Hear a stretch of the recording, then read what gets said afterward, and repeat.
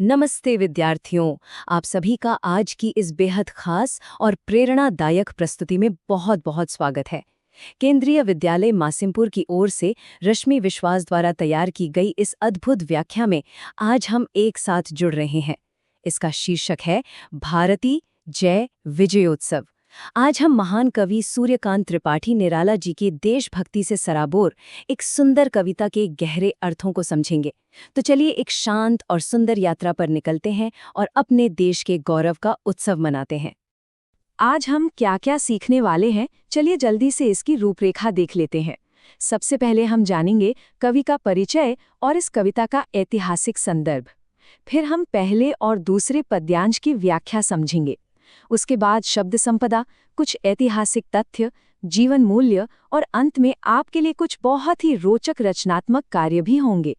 तो आइए बिना किसी देरी के अपने पहले भाग की ओर बढ़ते हैं, जो है हमारे महान कवि सूर्यकांत त्रिपाठी निराला जी का परिचय।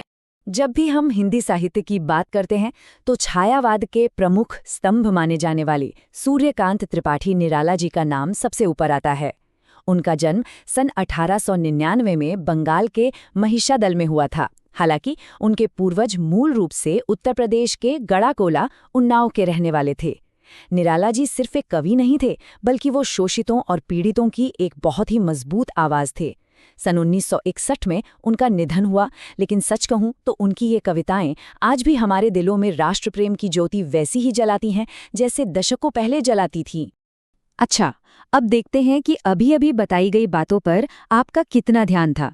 एक बहुत ही सरल सा प्रश्न है, सूर्यकांत त्रिपाठी निराला जी का जन्म कब और कहाँ हुआ था? जरा सोचिए। जी हाँ, बिल्कुल सही। उनका जन्म सन 1899 में बंगाल के महिषादल में हुआ था। इन महत्वपूर्ण ऐतिहासिक तिथियों को हमें हमेशा याद रखना चाहिए। चलिए अब हम इस कविता के प्रथम पद्यांश की ओर बढ़ते हैं, जहां भारत माता की बहुत ही सुंदर वंदना की गई है। आइए पूरे आदर और सम्मान के साथ इन पंक्तियों को एक साथ महसूस करते हैं। निराला जी लिखते हैं, भारती जय विजय करे, कनक शस्य कमल धरे, लंका पदतल शतदल, गढ़जितोर्मि सागर जल, धोता शुचिचरण युगल, स्तव कर बहु अर्थ भरे। इन पंक्तियों में एक अद्भुत ऊर्जा है ना? ऐसा लगता है जैसे देश के प्रति असीम भक्ति का भाव एक संगीत बनकर बह रहा हो। इस कविता की गहराई में जाने से पहले इसमें आए कुछ सुंदर शब्दों के अर्थ जान लेते हैं। कनक का अर्थ होता है सोना या स्वर्ण, शस्य का अर्थ है हमारी लहलहाती हुई फसलें, और शतदल कहा जाता है कमल के फूल को। हिंदी भाषा की यही तो सुंदरता है। इन गिने चुने शब्दों ने कविता के रूप को कितना निखार दिया है। अब जरा इन शब्दों को जोड़कर इस पद्यांश का भावार्थ समझते हैं। यहाँ कवि निराला जी हमारी भारत माता को एक देवी के रूप में देख रहे हैं, जो सदा विजय प्राप्त करने वाली हैं। हमारी इस पावन भूमि को सोने जैसी फसलों और कमल के फूलों से सजी हुई बताया गया है। यह हमारी समृद्ध कृषि परंपरा का कितना सजीव चित्रण है। और भौगोलिक सुंदरता देखिए, कवि कल्पना करते हैं कि दक्षिण में स्थित लंका भारत माता की चरणों में खिले एक कमल के फूल के समान है, और वो विशाल गर्जना करता हुआ सागर अपने जल से उनके पवित्र चरणों को धोकर उनकी स्तुति कर रहा है। इस सुंदर भौगोलिक और सांस्कृतिक व्याख्या को समझने के बाद एक और छोटा सा प्रश्न आपके लिए। कवि के अनुसार भारत माता के पवित्र चरणों को कौन धोता है? बिल्कुल सही सोचा आपने। वो विशाल और गर्जना करता हुआ समुद्र ही है जो पूरे आदर के साथ भारत माता के चरण धोता है। अब हम अपनी इस यात्रा के तीसरे भाग पर आ गए हैं, द्वितीय पद्यांश, जहां प्रकृति और चेतना का स्वरूप बहुत ही मनमोहक है। इस भाग की पंक्तियां सुनिए और कल्पना कीजिए। तरु तृण वन लता वसन, अंचल में खचित सुमन, गंगा ज्योतिर्जल कण, धवल धार हार गले, मुकुट शुभ्र हिम तुषार, शतमुख शतरव मुखरे। सच में ये कल्पना इतनी सजीव है कि लगता है पूरा देश हमारे सामने साक्षात खड़ा हो गया है। यहाँ भी पहले कुछ महत्वपूर्ण शब्दों के अर्थ देखते हैं।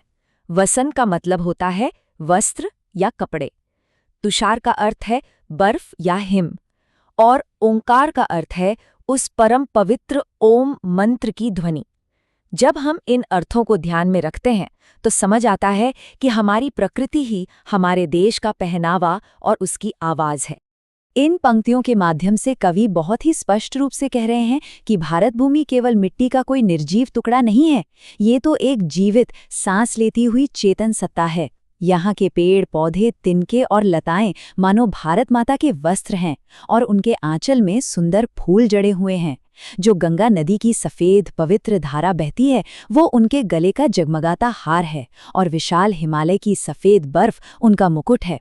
सबसे अद्भुत बात तो ये है कि इस देश की चेतना में ओम की पवित्र ध्वनि बसती है जो 10 दिशाओं में गूंज रही है।